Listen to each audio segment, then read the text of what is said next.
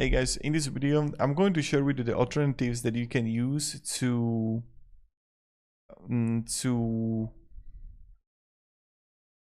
Bolt.new. So the first one that you can actually like try for yourself, and that is very popular, is Diad. So Diad, what is it about? Is local open source AI app builder. It's fast, private, and fully under your control, like Lovable, V0 or Bolt, but running right on your machine. So it runs locally, avoids lock-in, and lets you choose any AI model, including the free options. So many says also like outclasses paid rivals like Bolt, Repli, Lovable. And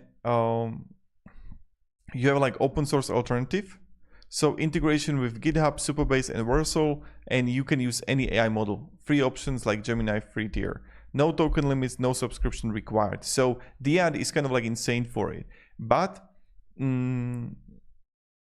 the cons is that it requires local installation for Windows or Mac. So this is not something that you can actually like, you get it, right? That is like you're not going to use it on a browser. Still on the early stages, and you provide your own API keys.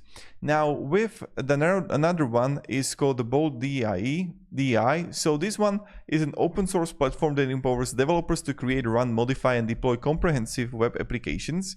It encompasses a diverse selection of models such as OpenAI, Anthropic, Llama, OpenRouter, Gemini, LM Studio, Mistral, XAI, Hugging Face, DeepSeek, and self-hosted with your own API keys, but it's 100% free. But it requires technical setup. So this is something that you have to be aware of.